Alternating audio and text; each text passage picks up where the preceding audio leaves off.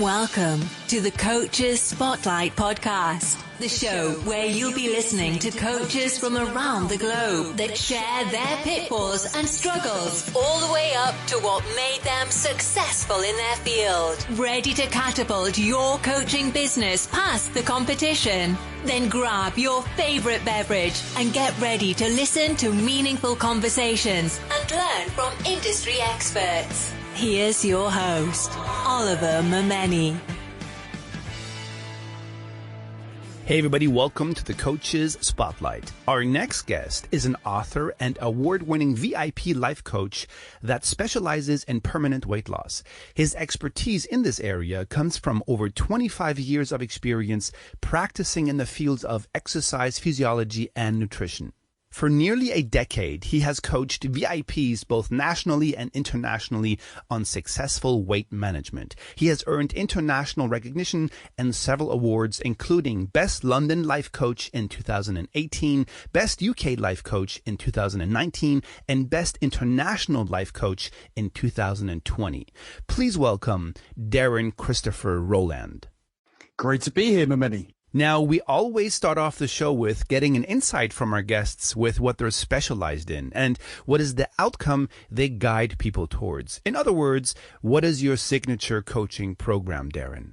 It's weight loss / weight management. So I basically have a program that empowers people to shift from where they currently are in this context, which is obviously to lose weight. But as most people know, most weight loss is temporary, meaning, you go around in a circle, you put out tons of effort, you lose weight, and for some reason you put the weight back on. That's obviously a very short version of a longer story, but it's what people do over and over and over, and they literally just get stuck into a merry-go-round.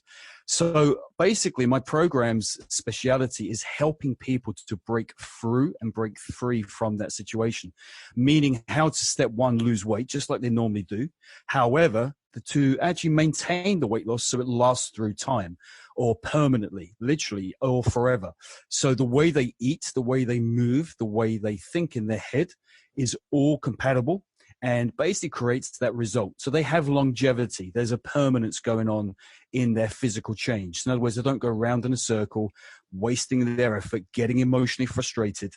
And it's literally how to free themselves from that situation. So if you want to find out more about Darren's program, then head on over to darrenchristopherrowland.com. Now, before we move on, for those of you that are a coach or a consultant, or you want to become one and have not created your signature program yet, then you're leaving a ton of money on the table. But no worries, I got you covered. My team and I have put together a guide that teaches exactly how to design your signature program.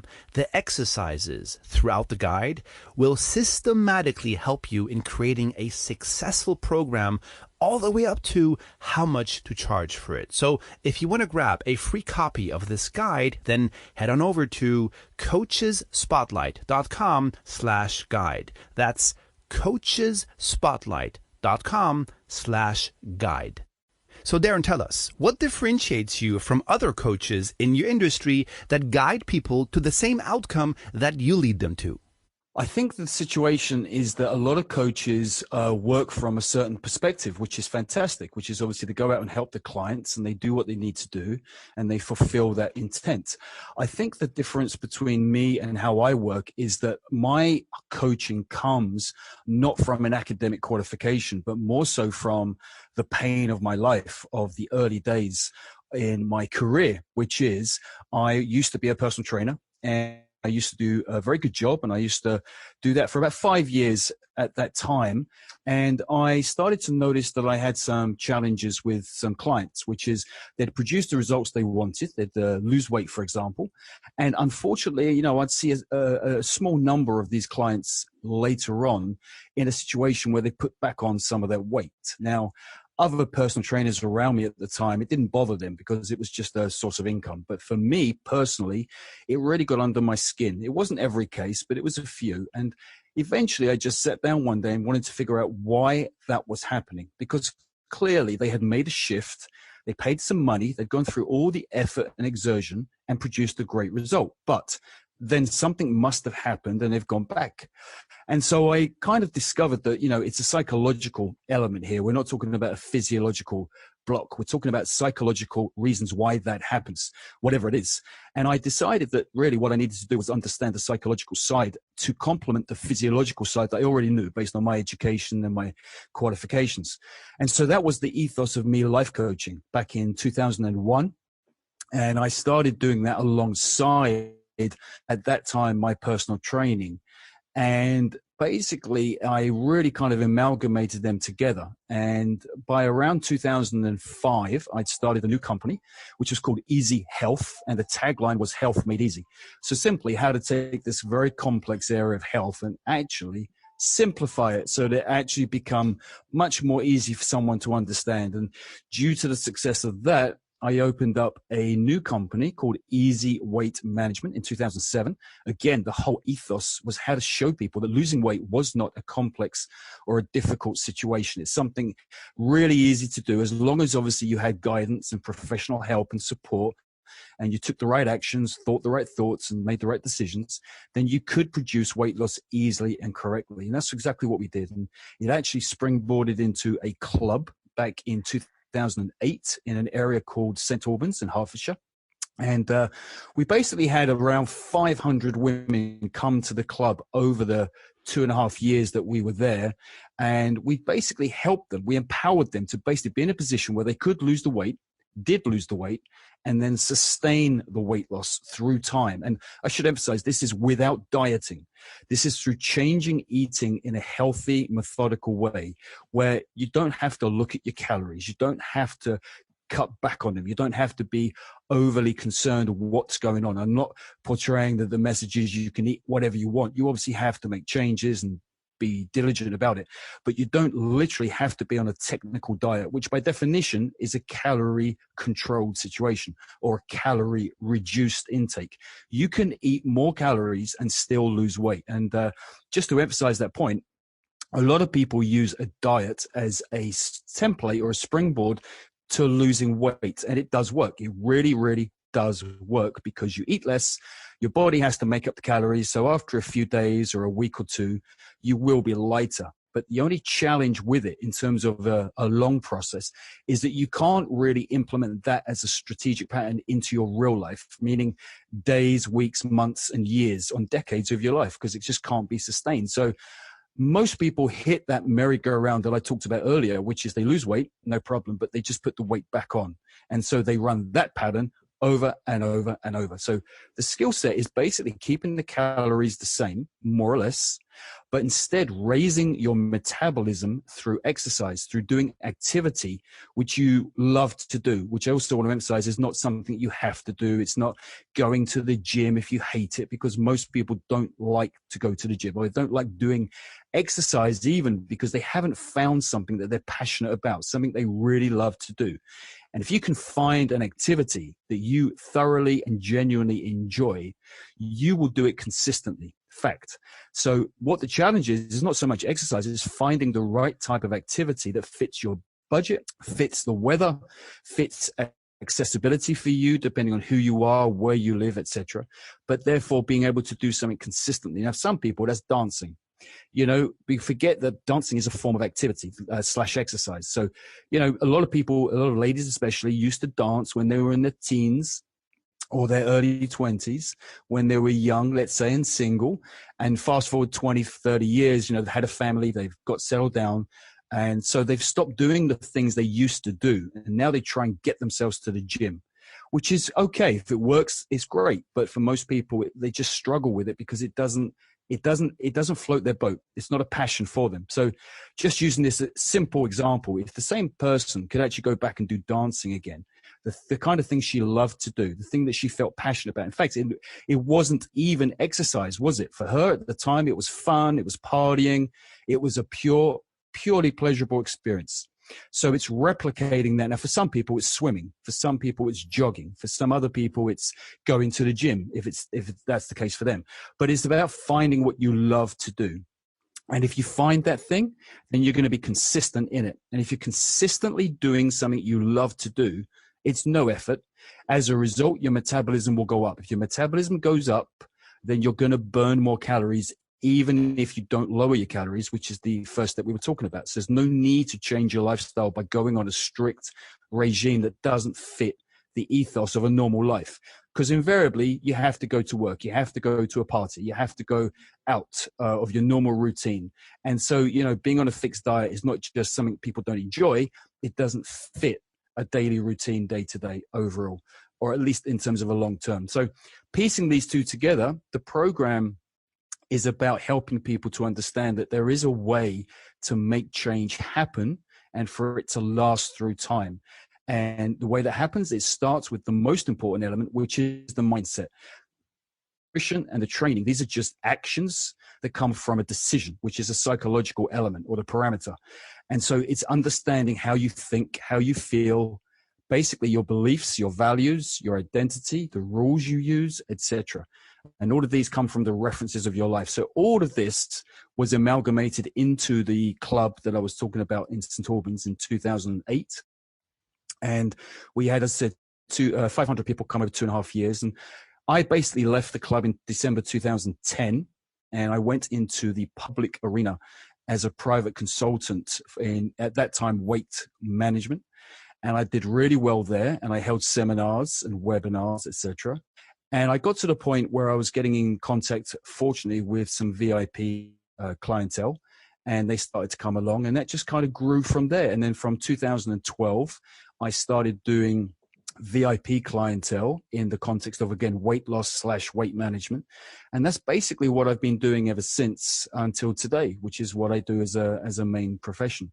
And so the basic ethos here is that, change is possible. Whether you want to make more money, whether you want to be thinner, whether you want to feel happier, whether you want to have a better relationship, or whatever the context may be that you're having, that you're thinking about in your life. But the change will only happen if the psychological aspect is there. If there's a temporary change, then most people feel very dissatisfied with that and just go round and round and round. And so the way to break out of that is to realize that change is possible, and it does take a certain mindset, a certain psychological discipline. And in coaching people, it's delivered that these kind of changes are based on your beliefs. So if your beliefs can be changed, if you can work on this level, which is your unconsciousness, then they can filter through, and you'll find that you can make better decisions, take better actions. And again, you get the changes you're looking for, and they sustain in your life, or they're more consistent. I think one of the most powerful challenges people have is making a shift, making a change, and it simply doesn't fit with their lifestyle, the style in which they choose to live their life. That lifestyle has to be compatible with any new decisions and new feelings, and thus new behaviors, because if not, there's going to be a conflict. And most people struggle because they hit the brick wall, which is in essence a conflict. You want to be thinner, so you eat less, but then you hit the wall because your metabolism slows down, and then you stop losing weight. So as a strategy, what do? Continue doing what you're doing? Well, that would mean eating even less, but you can't. So brick walls turn up in that context, or finances, or emotions, or career. And it's about breaking them down by understanding that changes need to take place, and they need to be compatible with how you're thinking, psychological level, your beliefs, your decisions. If you can manage to do all of that, then you're going to get change that happens in your life, and it's going to be lasting. There's going to be longevity there. And I think everyone's looking for that in their life. Now, everything starts with mindset, no doubt about it. But unfortunately, too many people on the planet have not wrapped their head around that yet. However, you perfectly laid out for us what we need to do with giving us a blueprint. But now it's all about doing it. What I see the challenge being is finding that activity that the individual enjoys. Now, you mentioned that the ladies enjoyed dancing when they were younger. Sure, but how do we get the men to join them? Because I'm sure they're also out of shape. And now, to get those gentlemen off the couch and go dancing with their wife or girlfriend is not going to be easy. So the question is, how do we get him to join her? And it does not necessarily need to be dancing, but any activity. Just assuming I used to go to the gym, which is standard procedure, or he used to go jogging. And again, fast forward 10, 20 years, and he's now in his 30s or 40s or 50s, and he feels stuck. He's not stuck, but he feels he is stuck. He feels overwhelmed, overloaded, he's out of shape, and he just thinks, what's the point, or what can I do? It's too hard, or I don't know what to do, and he's in that place. Okay. Simply, he's in a position where he can do one of two things. he can go out and reinvent the wheel. He can go and join something and start from scratch, so to speak, and just try, which is an option, and it can work. Obviously, though, there's no guarantee here. Now, the other option, just in this little sample, is that he goes back and he does what he used to do when he was younger and he was better in shape. I know that he was younger, his metabolism was different, he may not have had the same commitments back then, so I understand the argument that there's a lot of variables, and I do understand that. But even if he replicates, which is basically modeling himself, modeling his past of what he actually did, then that's going to go a long, long way to produce some momentum. And I think what people need is what you were asking. They need a kick up of the backside, basically, lovingly. They need something to get all rolling, something that's going to kickstart them, get them going. And, the best way is literally to do something that you used to do that used to work, because it's almost a guarantee. And making that start, it really is the hardest thing. I mean, if we look at change as a whole, every action you ever take, and we put it into a scale from 0 to 10, and you think about which one of those 1 through 10 is actually the hardest one. I mean, is it 9, as in from 9 to 10, or is it from 7 to 9 or 5? Then the answer actually is it's going to be at 0 to 1. When you're literally doing nothing and you're literally starting off, that's the hardest part. The momentum in the beginning. Mathematically, it's exactly the same as 9 to 10 or 7 to 8 or 3 to 4. Going from 0 to 1 is the same math, but psychologically it feels harder.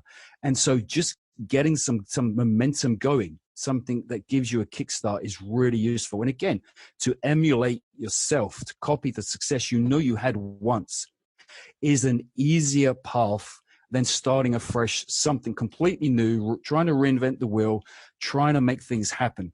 And I think that's a really good indicator to go from there. The other thing I want to mention is, most people in terms of their psychological aspect, as with everyone, me including you yourself, we all have two minds. We have the unconscious and we have the conscious, but there's different parts of the unconscious. And one key area is a lot of people move away from pain, and other people, they move towards pleasure. So some people are going to be inspired by thinking about what they're going to get or could have. And for them, obviously, they're going to be thinking, okay, if I could get myself into shape, then I'm going to feel phenomenal. I'm going to feel happy. I'm going to feel sexy. I'm going to feel in control. I'm going to look good. I'm going to be decisive. And it's a pleasure. So that will pull them out of their rut and get them to start taking even a single action, maybe putting on their trainers and just going out for a jog or a slow or a fast walk and just picking up some pace and some momentum. And while they're doing that, they can think, okay, what can I do next? What's next on the agenda? What's a single step I can take next to build this momentum? The other type of person is just the opposite. They will look at things from a pain point of view, and it's neither right nor wrong. It's just how people are structured. So these people will say, okay, I'm overweight. I feel slobberish. I feel tired. I feel lethargic. I feel stressed. I don't look too good, blah, blah, blah. And this will be their motive. They won't be moving towards so much. They'll be moving away from the pain that they feel. So they'll still go out and maybe take the same action. In this example, maybe take a run or go join the gym, but they'll do it because the motive for them is it's more pain than they can handle. And pain is a very, very strong motivator. And another way of saying this is it's dissatisfaction or being dissatisfied with something is something a lot of people hide out from. They don't want to get on the scales, for example, because, they don't want to feel bad. And you can understand the logic of that. There's no argument there.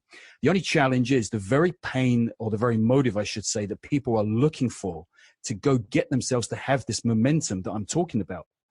That pain's there. It's just we don't pay attention to it. So if you had the guts to do it, you'd get on the scales, you'd look at your body weight, and if you weren't too jazzed by it, instead of looking at it and going, oh, bad this and bad that, instead of looking and go, okay, this obviously isn't what I want to see, but I'm being honest with myself and I'm being in touch with myself. Now I can feel satisfied, and now that pain that can motivate me to go do the very thing that actually tomorrow I try anyway to get myself motivated to do but can't find. So the pain is there in people's lives. I'm not trying to paint the picture that we need to go around feeling bad all the time. I'm just saying the pain that we hide out from is the very thing that we can use to our advantage by just, getting in touch and being real and not suppressing things and denying things and just pretending things aren't there. So motive comes from pain or it comes from pleasure. And if you can find that trigger, if you can make a start, if you can just get some momentum going, that's 0 to 1, and you'll find that 1 to 2 falls into place. Then a bit more effort, you're at 2 to 3. So, after a while, you start to pick up, and it then carries itself. In summary, I think it's a very good adage. Someone once said that, in the beginning, you have to put 10 out, 10 of anything, 10%, 10 money, 10 effort, whatever, but 10 out, and you get 1 in return. It's a very unfair situation, but that's how life is rigged. Eventually, you get to a point where you're now only putting 1 out, but you're getting 10 in return. It kind of reverses on itself. And I think that's fair for any context of life, and weight loss and weight management and feeling healthy and being in shape is no different. It may be a little bit more effort in the beginning, but you hit a critical mass, a threshold, and bam, you start moving forwards, and now it becomes effortless because the passion takes over. You see the results. And I think that's really what it comes down to. Bottom line is having fun. And once we do, it becomes easier to overcome your fear. Wait, scratch that. Not overcome it, but learn how to dance with it, right? Absolutely. If you try to literally attack your fear or deny your fear or confront the fear head on, you may face a challenge. But if you literally hold the hands of the fear of the dance and dance with it, yes, you'll soon find that it just loses its power. And again, I'm not trying to downplay fear, because fear is useful in the appropriate context. Sure. But in day-to-day life, you and I and everyone listening, we link pain to things we don't need to have pain linked to. And so we fear it. And remember, fear is an acronym. It's not a real word in the sense, because it stands for fear, basically stands for false evidence that appears real. And so many times, we imagine this thing blocking us or stopping us or holding us back is real. And of course, it is real in our mind. It's not that, we're doolally or anything like that. It is actually in our mind. But that's the point. It doesn't usually exist in the real world. It's a block that we've put there, or allowed to be put there, and we don't address it. So, realizing that it's just something that doesn't really exist, and just taking action piece by piece to segment it and break it down really will help you. And you don't want to live by fear. I've never met anyone who's lived by fear and had a happy life. Nope. Couldn't imagine that being fun either. Which leads me to ask you, Darren, to share with us a success quote or mantra and an example of how you've applied its meaning in your life. Okay. I like the question. I think one of the best ones I ever heard was the following. It said, "When you're green, you grow. And when you ripen, you rot." Which is a analogy for basically understanding that, in life, in any context, your life as a whole, you have to continue to look for the next level. You have to continue to expand and learn and achieve and grow. You don't have to be so goal-oriented. You're always trying to accomplish something. That's not the case.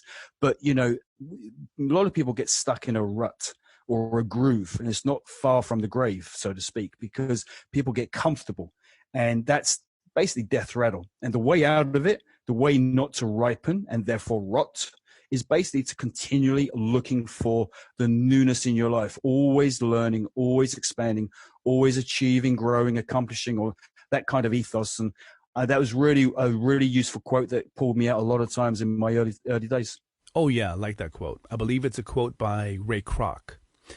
Darren, share with us, what was the main reason why you started your coaching business? So back in the year 2000, I started coaching because as a personal trainer at the time, I was producing really good results. I say humbly, but I was producing results with people in fitness, in weight loss, in health. That was my job.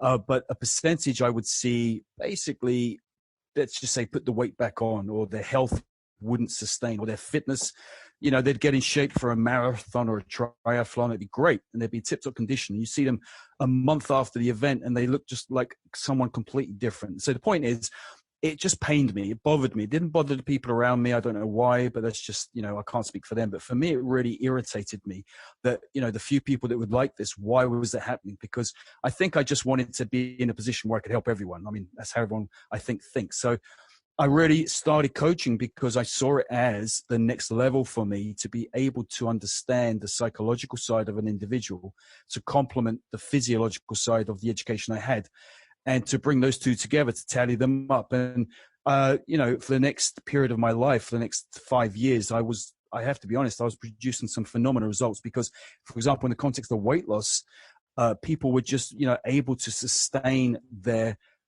successes basically over time. And obviously it was fulfilling for me, but more importantly for the individual, they got their own fulfillment, and they were able to, without a change their lifestyle, get in shape and keep the shape basically for as long as they were applying the principles. And so that's really how my coaching began. Wasn't a master plan, wasn't a university education, wasn't anything like that. As usual, life takes over. Life gave me a punch at that time. That's how I saw it, because I didn't want to go down that negative route of, just seeing people go back every time and earn an income and just making it a job. That's never been my ethos. And so I couldn't go there. So I had to figure it out. But that pain, as usual, like for most people's lives, it drove me to actually be in a position where I had to expand myself. Like I was saying before, if you're green, you grow, you ripen, you rot. So I grew, and it really helped me. And here we are today. Was there anything holding you back from becoming a coach? I wouldn't say per se holding me back, but I think another way of looking at it is I never thought I needed to basically be a coach. It was never part of the plan. I never even considered it. It wasn't something I doubted. It was just never part of my thought process. It never turned up. So, like I keep saying, life is like that. If something hadn't have happened, then I would have, maybe gone down just an angle or an aisle where I've just been a personal trainer for a long, long time, and my life wouldn't have grown. So, on one hand, it didn't hold me back, but on the other hand, it was a limitation at the time, if you follow the logic, because by not evaluating about becoming a coach, you could look at it as I wasted those 5 years as a PT. I don't believe I did, but, looking at it argumentatively, there's different ways of looking at it. So failure to think about it that way could have held me back longer if I hadn't taken action, I think. I always say no education, job, or doing something that we didn't really enjoy was a waste of time, as everything somehow brought us to where we are today. Now, if you're not happy where you are at the moment, then you need to work at getting to where you want to be. Fact of the matter is, we're all responsible for how our life looks like, which falls back to the decisions we made in the past. Darren, looking back, would you have done anything differently before you began your career as a coach? Yes, I would have literally started the career as a coach a lot earlier than being in the pain situation where I'm having to do it. I would have literally started it a lot earlier in my career and complemented the personal training. And I think I would have been able to reach a lot more people than I already have, which is a lot of people, but I think I would have, been 5 years ahead of myself and 5 years ahead of the situation. And I could have just, delivered more value to people and reached out to a lot more. And I think that would have been something I would have done if I can go back in time. I have actually thought about time machines a lot and if it would be a good or bad thing to have, but that's somehow a different podcast. Maybe Joe Rogan should reinvite Neil deGrasse Tyson and talk about that one. Would probably be very interesting to listen to. Darren, let's talk about failure. I would like that you share with us a story where you've experienced failure and also share with us the lessons you have learned from it. So I've had a few failures in many experiences. So I think one of the earliest ones was, I started training at home with weights when I was 11, a little boy of 11. Cool. And for, 7 years, I literally trained in my bedroom. Didn't have any money, didn't, have access to any resources, maybe the occasional hard copy magazine as it was in those days. This was the mid 80s, the internet wasn't around. And I would literally bust the gut every evening after school. I would train 2 hours in my bedroom. We eventually bought a bench, and I had to basically give up my bed in order to have the bench in the bedroom. It was a choice between having 2 single beds, me and my brother, or having no bench, or having the bench and putting him into bunk beds. So as a boy, I had a bunk bed, which wasn't the cool thing to do, but that was the choice I made. And I was committing myself basically. And I would train every evening, hours on end. And I would do that for months on months, years after years. And I didn't grow. Cut a long story short, I have what's called an ectomorphic body frame. My father's physique. So therefore I'm very skinny by nature, very thin. And so building any kind of weight is almost an impossibility. And I went through 7 years of just being stuck basically and feeling like a total failure. Frustrated, overwhelmed, overloaded, semi-depressed. I was in a really sugary place and it wasn't very good. It's funny you mentioned that actually before, one of your comments before, Mameni, because, I think that was the very early days of the pain that was building up in me without me being consciously aware of it, a sense of dissatisfaction that, things were unfair. And so I think, fast forward time, being a PT and seeing people in a position where they pay hard-earned money, put out all the effort, and they really genuinely, by the heart, want to make a change. Only example in terms of weight loss to, be 2 months down the line and just put all that weight back on and start all over again. I mean, it's heartbreaking. It really is to see people struggle. And I think it just reminds me of my own pain. I think in saying this out loud, that's what it is. And that's where the pain was that irritated me, not to say, well, it doesn't matter. It's only 3 or 5 people out of 100. But, this is not good enough. I mean, these people, every person counts. And I think that was the pain that started me and led me all the way to the pain of becoming a coach in 2000. A second pain, also a failure, I should say, is when I eventually left school and I went into the health career. And again, please bear in mind, this is 1989. I wanted to go into the health industry. And so I purchased a course online to do. And I used up all the money I had, which was, I had none. I had to physically go out and get a full-time job and borrow some money from someone just to pay for the course. And the course was an home delivery course, basically. It was a home study course, I should say. And again, it's supposed to be about 6 months. And I got some of my books for about 3 months, and then they just stopped coming. And you can imagine I didn't know what to do. I didn't know where to go. I eventually found a registered office in London, went down there, but that was just a registered office. In other words, they weren't the people doing the home course, so they couldn't help. And for about 2 months, I was a totally lost place because I'd spent every penny I didn't even have. I'd even borrowed it. I left school with no qualifications, none whatsoever, literally. And I'd exhausted my only possibility, I believed. And I was just in a lost place. Rather than drag out the story, I was in that kind of, I'm totally failed here. And life again steps in at just the right time. And just when I'm about to call quits, I get something through the post, and it's a backlog of 3 months of study work on top of the 2 months coming up. And of course, I'm bedazzled and I'm over the moon, I'm jazzed, and just shows you that the pain always turns up at a certain point, and you feel like you failed. You feel like you've done the wrong thing and made the mistake, and you just want to beat yourself up. But that's not what failure is about. If you feel it, failure is a message that says, okay, something didn't work here.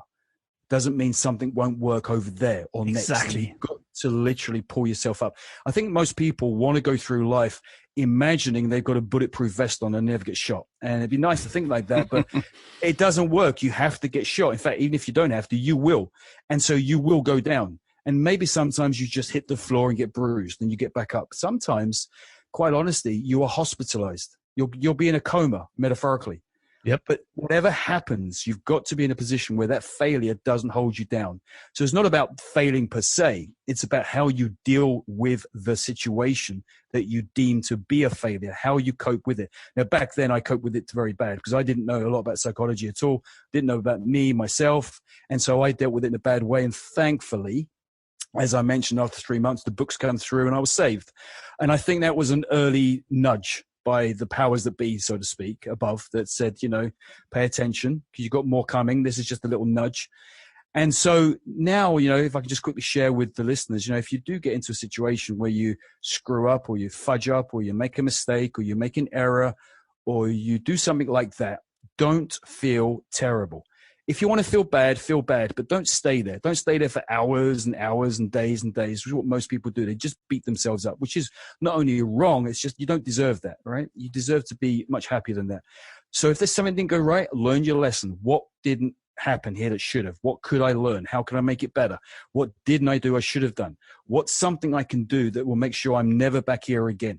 And just think about that and get yourself out of the pain, so to speak, the rotting apple, and get back to the green growing and just think, okay, what do I need to do now? How can I get back on track? Or how can I do this a better way?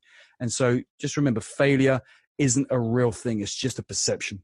I'm a very strong believer that everything happens for a reason, specifically when it comes to failure. I know it might sound a bit harsh what I'm going to say now, but I think everybody should experience adversity. The more, the better. Why? because it's then when our true character shows up. Not only that, but it prepares us for other unpleasant times that we will face.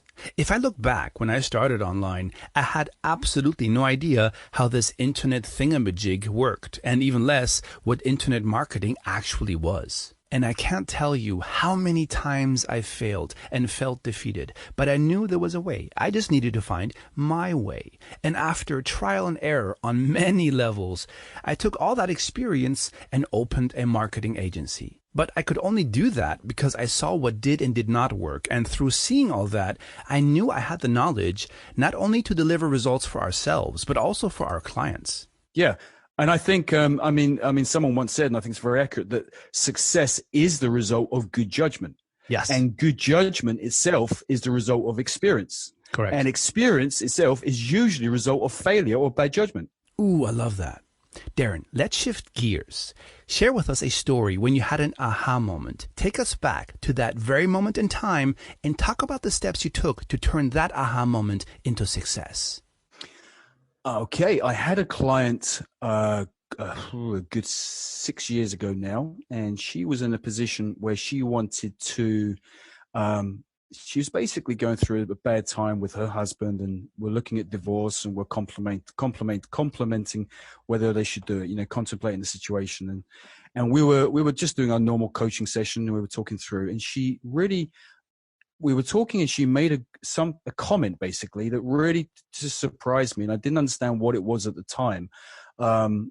And later on, I figured out what it was, and it's quite awe-inspiring. And she was saying, look, and again, it may seem to other people common sense or common knowledge, but to me back then, it was just, something rang a bell in my mind. So basically, she was conveying that, she wants to leave, she wants to be happier. She wants to be free. She wants to find what she believes to be as a new guy and be happy, blah, blah, blah. The challenge is the fear stopped her. So while the status quo was painful, she'll still say exactly where she is. She wants the benefit. She wants the pleasure. She wants the growth. She wants the newness. She wants the change.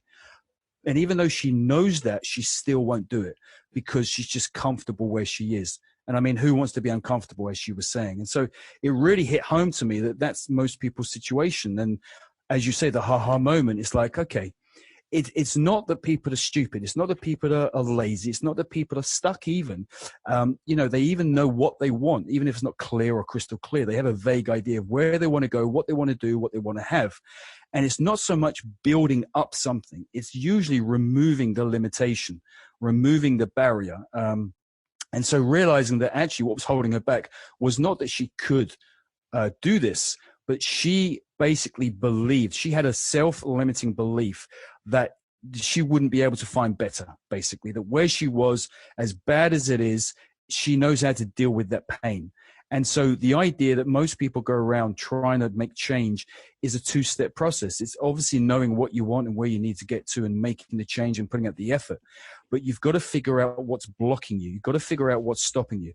And I'll give you another example just briefly, because I just worked with a client this morning, funny enough, and he's trying to build up his confidence, which is normal.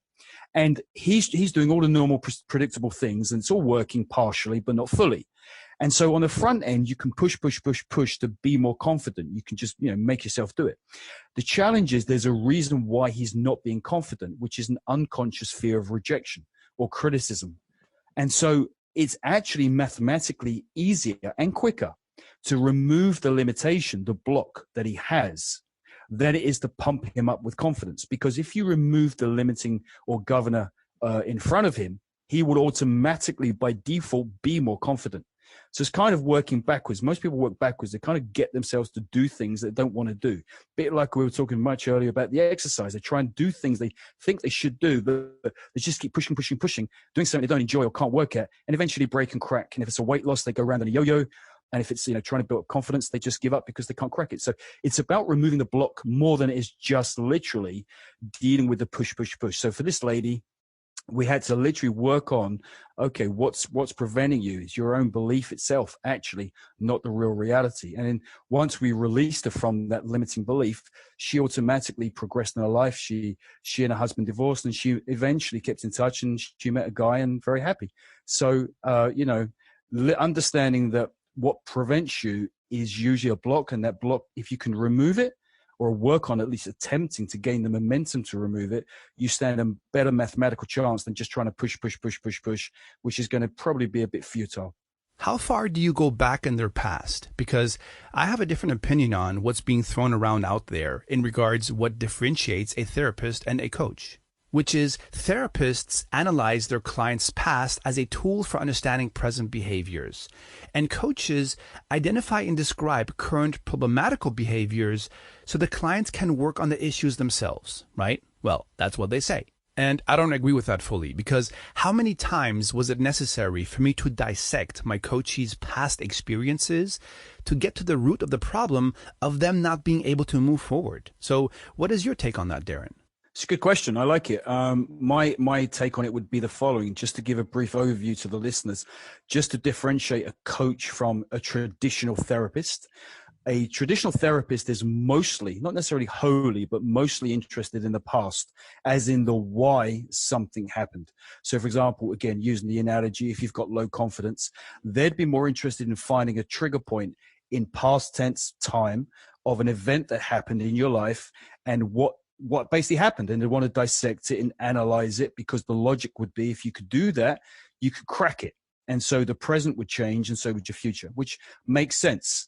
Now, a coach's ethos is they work on the opposite end of the spectrum. They're not so much interested in the past or the why. They're interested in the future and the what. Big difference. So again, same analogy. If the person's got an issue with their confidence, the client would come to the coach and say, look, I want to be more confident. Well, the confidence is just saying, okay, well, you obviously telling me the future. You want to be more confident. This is a future tense outcome. Fine. Then I know what you want and where you want it. It's in the future, and you have more confidence. Let's just coach you to do it.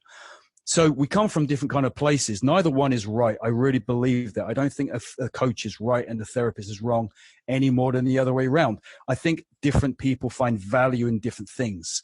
And I think one of the advantages of a coach is the speed process, because obviously if you go back in time and dissect and analyze and have to keep going back to recurring memories, that can take much time, unfortunately, as we know from traditional therapy. It can take years, not always, but sometimes. But in coaching, it's literally, okay, what do you want? Click the finger, let's make it happen. Do this, don't do that. And usually it's a much quicker process. Now, if there is an underlying reoccurring pattern where, as a coach, you make a change in the future, or the present tense, I should say, for the future, and you find it doesn't last, it is because there is obviously another layer to it that hasn't been addressed, that probably turns up a little in the past. And yes, it needs to be addressed, not so you can go back and you relive the past and just feel the pain, but just to literally go back there almost in a disassociated way, just so you can analyze and figure out what happened there, what went wrong, what did I miss, what did I need, what did I need to learn, and just find that nugget. And then you can just bring that back into the present and tally it up with the coaching you're doing. And again, it kind of works. Now, again, if it doesn't work, sure, you go back again. It might be another layer. But I think that's the value. Now, for me personally, I kind of intermix both. I do go back where it's prevalent or relevant. But usually I stick with, okay, what do you want to have happen? What's the change? What's the shift? And here's what we need to do. And just using weight loss as an example, it's irrelevant to me if Mary or Tom have, quote, failed 27 times or 207 times, or for the last 10 months or 2 weeks or 12 years. It's not that it's irrelevant completely. It's just not the relevant information. I just need to know who they are today, where they are, where they're going, what they want, what they believe is holding them back, and dealing with it. And usually 90 to 95% of the time it works.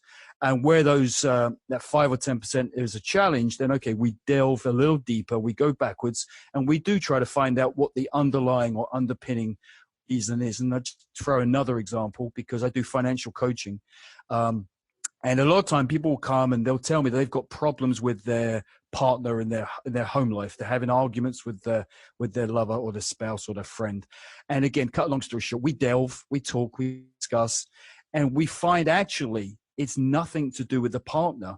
It's financial problems, financial stress, financial lack that causes person A to feel stressed, who then communicates to person B in a stressful way, which initiates or helps to create problems. So again, it's underlying causes to what we perceive to be the problem, that sometimes, yeah, you have to go back and you do need to address and you need to pull that out. For me personally, I think 9 times out of 10, I don't do that. And I keep that tool in my toolkit, in my bag, and I just bring it out where necessary. I see it this way. In hiring a good coach, you're actually hiring 3 in 1. A coach, a consultant, and a therapist. But if you think, oh no, I'm only a coach and I do nothing else, then I can bet with you, you're losing out on a lot of money. Let me explain. Let's take a relationship coach as an example. If the coach sees themselves as 3 in 1, then they will coach their client by looking into the past as a therapist, but at the same time also look into the future as a coach. And by advising as a consultant in going to the gym, getting that needed haircut or maybe even pedicure, and what clothes to wear in order to make a great impression on the first date. So if we pivot between the 3, we'll get our clients a faster transformation. Does that make sense? Yeah, I understand. Right? Exactly. Yeah. Darren, what is the one common myth about being a coach that you want to debunk? That's easy. That we're some kind of superhuman. It's really not like that at all. I'm speaking for myself. I'm not speaking for you, Mameni, or other coaches who may be listening. But for me, definitely, I'm a human. I'm a normal human. My speciality is coaching. My passion is helping people. And my expertise is in the context of weight loss. And when I put all that together, then I'm the happiest person there can be. But, I make mistakes. I make errors. I don't, always say or do the right thing. And as a coach, it's not often, I occasionally get comments where people say, well, you're a coach. You should know this or you should do this. And I have to lovingly remind them that, yeah, you're absolutely right. I have no argument with you, but do bear in mind, I am still human. So, I think that relationship with your client is important to have them understand you are transparent, you are see-through, this is what you see, this is what you get. I'm not some fictitious superhuman that's impregnable with bullets. It's just not like that. And I think if you can relate that, that would really help your clientele base. And for me, that's a debunking that's really important to get out there. Nodding here the whole time you were talking. You totally nailed it, man. I mean, who came up with the idea that we're supposed to be flawless anyway? Now, I need to say, if I don't have the answer and I know I actually should, then all I can do is excuse myself for not knowing, and at the same time, I will tell them I'll find out and get back to them. But if it's a human mistake and I'm being held accountable because I'm a coach and I get a reaction, something like, that shouldn't have happened to you, Oliver, then it signals that someone has slipped through the cracks during the strategy call that I should have not taken on as a client. Because that's an attitude that does not go down well with me. And as you just said, as if we are some kind of superhuman, which leads back to the good old saying, nothing and no one is perfect, right?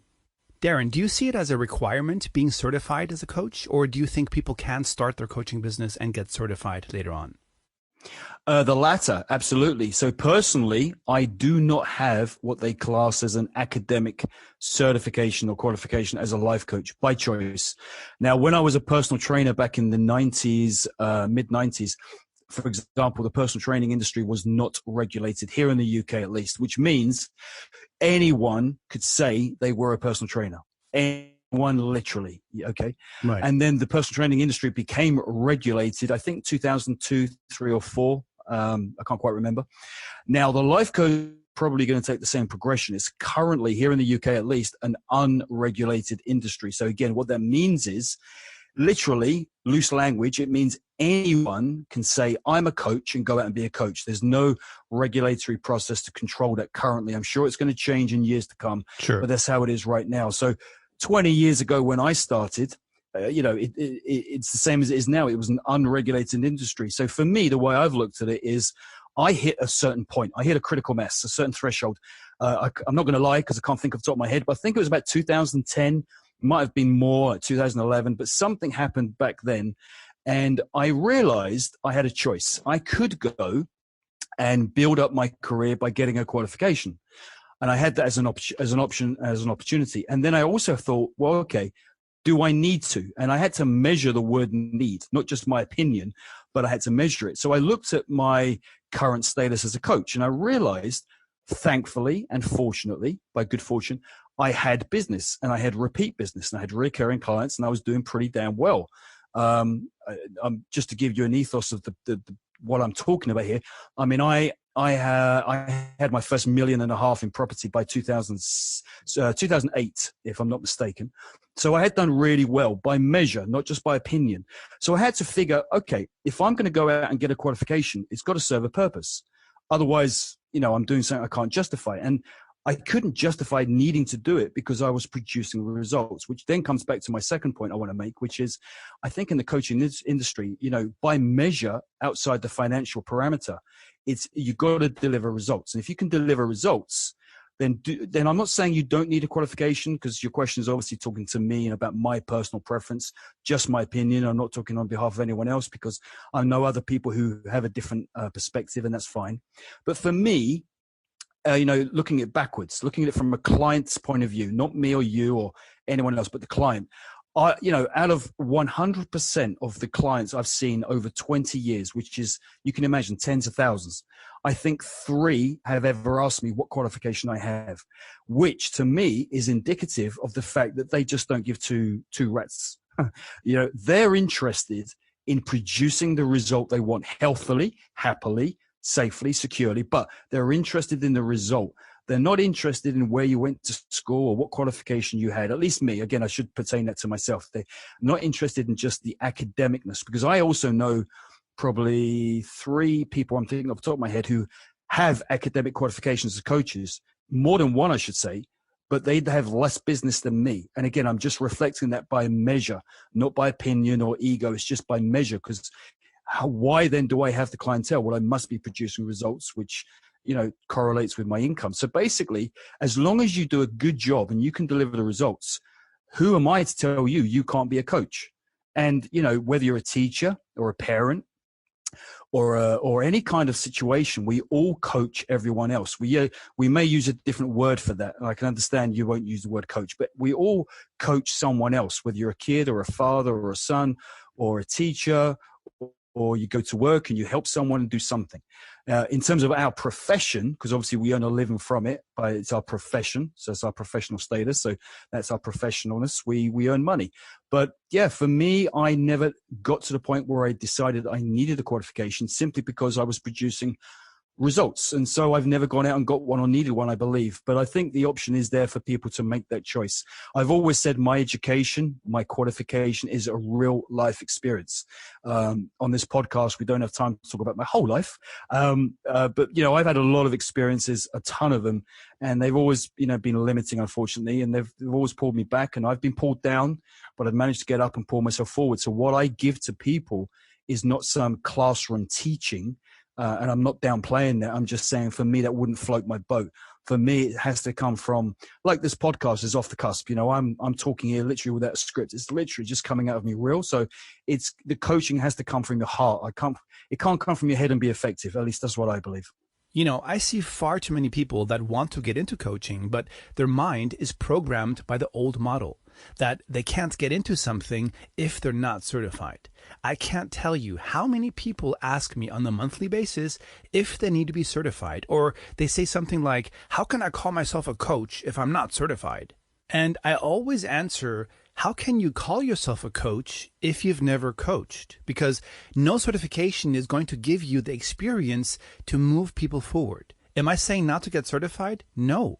But don't hinder yourself thinking you can't start because you don't have a piece of paper hanging on the wall. Sometimes I think those people that give a certification such an importance are those that are lacking the belief that they have what it takes to be a coach, meaning they don't have the certainty in themselves that they can guide their clients to reach the transformation they so desire. With that said, let me make it very clear.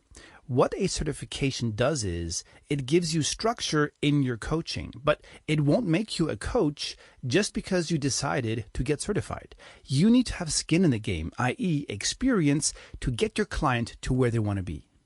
Oh, absolutely. That's a great way of saying it. I couldn't agree more. It's and I know a lot of people who are in that position, as mentioned, who have gone out cold, shall we say, just as a metaphor, and got a qualification, which is great. But then they don't know what to do with it. They can't deliver. They have the academic intellect to do it, but they have little or less personality to go and deliver it.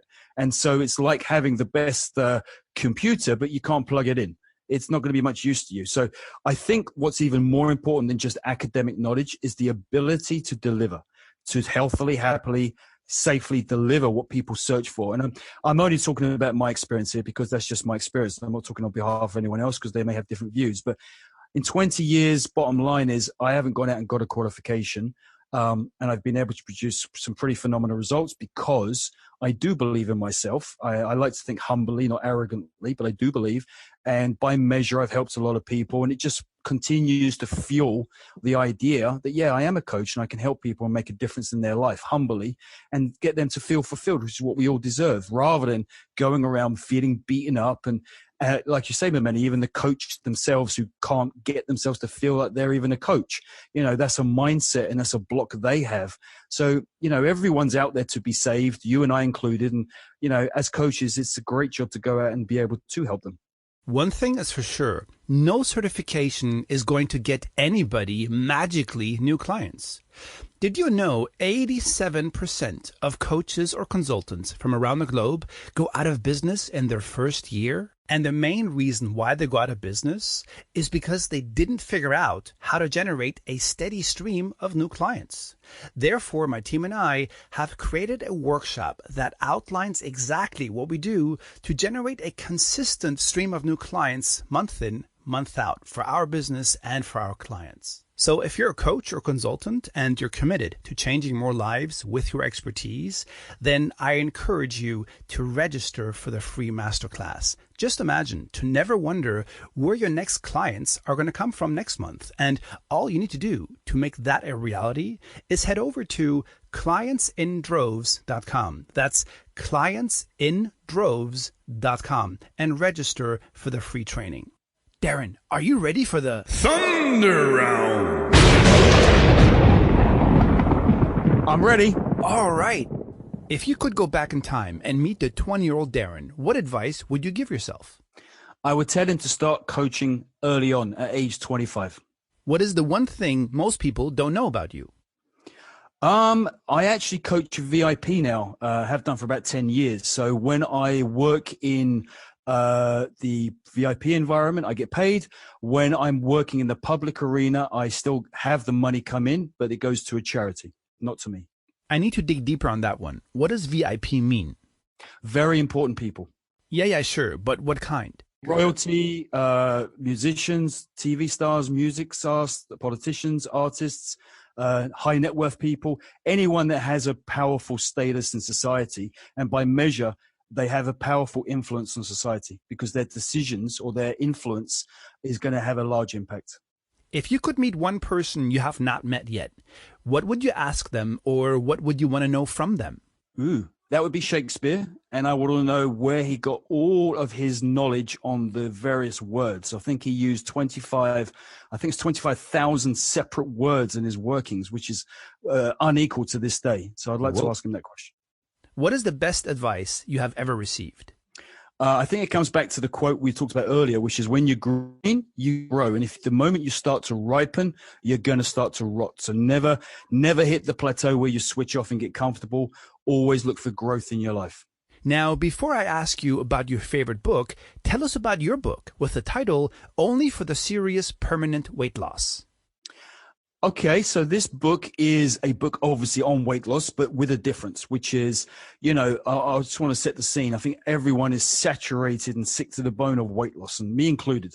Okay, and the reason is it doesn't work usually. Now, there are people that go out there and succeed. It really does have its success element, but for the majority of the people, majority of the time, it just doesn't work, which is traditionally 95% of people, 95% of the time. It's a very, very high disbalanced statistic. And traditional weight loss is based on you lose weight and that's it. And what usually happens is people get stuck into just putting the weight back on for whatever reason. Then there's hundreds and thousands of different reasons and triggers and causes, but we don't have time for that. But the point is, people we know put the weight back on, and you may know yourself if you're a listener. You go around in a typical yo-yo weight loss pattern. So what I wanted to do, I didn't want to write a typical weight loss book by any measure. I wanted to do something radical, something completely different. And so I wanted to write a book that would help people do exactly what they actually wanted anyway, which is to lose weight permanently, which may sound like a simple, subtle distinction, but it's everything. Because if you go out to lose weight literally once and you keep your weight off forever, then I think that's the holy grail of the weight loss industry that everyone's looking for. And so the book is basically based on this preset, which is the weight loss as a whole is a two-step process. Step one, lose weight. Step two, manage/maintain the weight loss. And what people usually do is step one over and over and over, and they never progress to step two.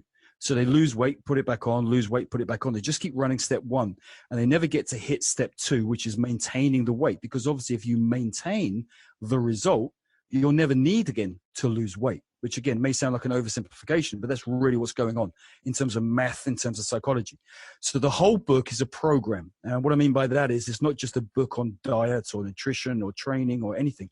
It's literally a program that has a structure. So you're supposed to, it's 12 chapters, and you read one chapter at a time, and then you implement the strategies and the tools and the suggestions that you're given in each chapter over the next 3 days or 4 days. So you can really solidify them into your life, and you can make them more habitual versus just effort. And you do that. And basically over 12 chapters, that's going to take you about 6 weeks. And you know what's interesting, actually, Mamene, you were talking earlier about people that listen to podcasts and don't quite finish them at some point. And it's true. And I think in the book industry, it blew me off my chair, actually, because it said that 10% of people read past the first chapter, which is astonishing, because people spend all that money, want that desire, want that result, go out there, buy the book, and then just don't read past the first chapter. So I tried to make the book more than just a standard book, because I knew that, you know, unless I did that, I wouldn't get more than that 10% going past the first chapter. So I've put some surprises in the book in terms of how I've written it. It's more like a story. It's more like a journey. The book is written very personally. So when you're reading it, it's as if I'm talking to you, as if you can hear my voice now. It's not just text and content and print. It's actually a journey that you take. But the whole premise is literally how to literally lose the weight quickly and healthily, and then keep it, literally, so that you don't have to change your style of life too much, which is your lifestyle. You don't have to diet. There's no dieting. There's no doing exercise you hate, which is what we started talking about earlier on, about how to find an activity you love to do genuinely so that it never feels like you have to exercise. I mean, can you imagine what it would be like if you were addicted to exercise? I mean, you can just only imagine how your body would shape. Obviously, would change. And obviously achieving a weight loss goal would actually be a lot easier, a lot easier. So no dieting, only exercise you love to do, no change to your lifestyle, and basically an education as well as a journey, as well as holding your hand and going through the whole book over 6 weeks is really leading to producing changes that last through time. Because again, just to close here, I mean, to reiterate, I think everyone is sick of dieting and weight loss, because in long term, it doesn't work. And I just want to make the point, it does work short term. If you're going to a party, if you're going to the beach, or you're going on holiday, and for a few days, you just want to look thinner and be better, then actually dieting works. There's no argument there. It's absolute fact. It works. The challenge is what most people do is they take the same approach, which is eat nothing and maybe do exercise they hate, and try and make that as a template for months and months and years of their life, which is why it can't work, doesn't work, and they can't sustain the result. So teaching them how to have a different mindset and thus take different actions with their food and training means that they can lose the weight permanently, which is why the book's called Only for the Serious Permanent Weight Loss. And again, one last thing, the title Only for the Serious is a filter. It's basically communicating that, look, if you're interested or just curious, then this is probably not for you, this book. And I will say that now to the viewers, the listeners, because this book is based on someone who is really desperate to lose weight, maybe struggling, maybe in a position where they've tried everything and they're pulling their hair out, and they're just at the end of the tether, as they say. They're in that painful place again I was talking about earlier. They're motivated out of pain or pleasure, but there is a motive. And so Only for the Serious will mean that these people will be able to commit, and therefore they'll get the permanent weight loss. It goes hand in hand. Very interesting. I presume we can get it in Amazon, Google Books, and where else? Yes, you can get it all across Amazon, Google Books, and lulu.com. Okay. Has it been translated in any other languages? Not yet. Plans to do so, but yes. Looking to do it. Oh, definitely. I mean, your approach is so fresh and unique, it needs to be translated at least into one more language. I would say Espanol. Absolutely, yeah. I mean, if we had the time, I'd probably talk for hours because I'm a rambler. I really can. But what the book's about, it's about a passion. It's about helping people with pain. Because obviously, being overweight has nothing, or very little, I should say, to do with the physical body. If you've got an overweight body, or lumps, or you don't like your shape, or whatever it may be, however you look at it and word it, it's more about the pain upstairs, the stress, the frustration, Yes. the disappointment, the sadness, the despair, the disillusionment. I hope not to paint a depressing picture here, but, people have pain. It's an emotional situation. Losing weight is a means to an end. It's not the end, because a lot of people lose weight only to feel as bad as they did before when they were, quote, overweight. True. Because people are looking to lose weight. People don't want to have 7 pounds less weight on their body for no reason. Mm-hmm. They want to lose 7 pounds so they can feel different. Losing weight is all about basically changing how you feel. Not Pollyanna, where you just feel different in the moment and nothing changes, but realness, where you can literally get a shift in your body, correlating with a shift in how you feel, and you can get the control back in your life. So that's what the book's based on. It's coming from all the different angles. So tell us, what is your favorite book and why? I would have to say my favorite all-time book is a book by a author called Viktor Frankl, and it's called Man's Search for Meaning. And it's based on his unfortunate experience during the Second World War in an Nazi concentration camp, and the atrocities that he had to go through, him and his family. And he was a psychiatrist of Jewish heritage. And he had an epiphany. He knew he was going to die, or he believed he was. And obviously he saw people around him dying. And, it was his profession to be in the psychological business. So he was looking around. He was just, doing his curious thinking. And he kind of thought about, I want to find out how people are making decisions here. What's going on? Some people are going to die. Some people are going to live. What's the difference? How do we define that difference? What's going to set the scene? And again, cut a long story short, he basically did due diligence, and he observed, and he was fortunate enough not to, have his life taken away. And he was there for some time, and he found out what he later went on to write many books. And this is one of them. And what he discovered was a profound thing, which was, in essence, basically meaning is everything. So the people, using the example of the camp, people in the camp who basically were going to die were the ones that basically gave up. I don't mean anything derogatory, but I'm just saying those that thought that this is an overwhelming situation and we're just going to die, gave up. They literally succumbed to the circumstances, because the meaning for them was that, they were going to die, basically. The ones that lived, he discovered by interviewing, were the ones that changed the meaning of the experience from I'm suffering for no reason to I'm suffering for a reason. And the reason is, if I'm going through all this pain, and I live and I survive, then I can come back to the future and I can tell everyone what happened here. And my ability to touch that future, my ability to know that there is a future, my ability to have some kind of pleasure, not pleasure, pleasure, but some kind of release or relief, allows me to convert the meaning of my suffering. In other words, rather than suffering for no reason, which is true suffering, I'm actually enduring the suffering now so that I can come and have less pain in the future and potentially help people and help the world and help society. So he discovered that meaning is everything. The meaning of being thin, the meaning of losing weight, the meaning of smoking, the meaning of being confident, the meaning of being happy, the meaning of any and everything will determine how you feel, and thus how you behave, the actions and effects you create, and obviously where you end up in your life. So that was really one of my most favorite books and most profound books I think I've ever read in my life. Then let's wrap up this podcast with a last question, and then we'll say goodbye. Who do you specifically work with, and who should contact you if they want to work with you? Basically, who is your ideal client, Darren? Okay, I would surmise that my ideal client is basically someone who's very much in pain. And I don't mean that again in a derogatory way, but I mean, everyone says, I want to quit smoking. I want to be thinner. I want to earn more money. I want to be emotionally more confident. I want to emotionally be more happy, etc. Everyone wants to change something. Okay, great.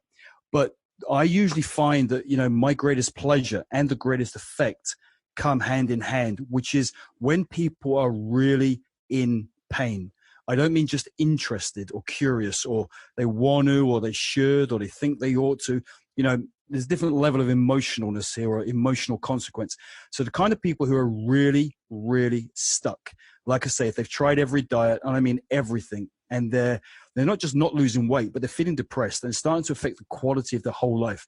These are the kind of clients that I can help the most, who I enjoy working with the most, and I can deliver the most value.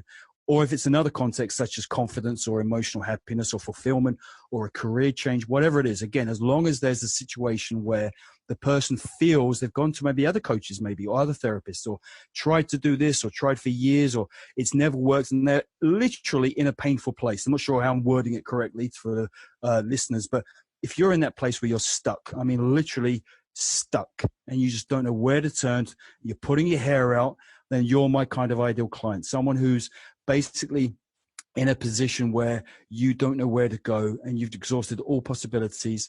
That's where I usually have my greatest value. So if you want to connect with Darren, just head over to DarrenChristopherRowland.com or visit CoachesSpotlight.com and type Darren in the search bar, and you'll find the show notes to this episode and all the links that lead to Darren. Now, we've invited Darren to come back on the show in about 2 weeks or so, where he's going to hold a mini masterclass and talk about how to lose weight and keep it off permanently. So if you're interested to learn about this topic, you definitely want to subscribe so you'll get a notification when that show goes live. With that said, thank you for tuning in. I hope you enjoyed this episode. Darren, it was a real pleasure having you on the show, and I'm looking forward in talking with you soon. Likewise, Mameni, I thoroughly enjoyed it, and I want to thank you personally for allowing me to come on and share my ideas and my ethos with your listeners. And I think it's a great show, and again, I hope to have another situation with you in the future. Thank you for tuning in to the Coaches Spotlight podcast. If you liked the show, then please make sure to rate us, leave a review and subscribe. We appreciate your support. See you next time.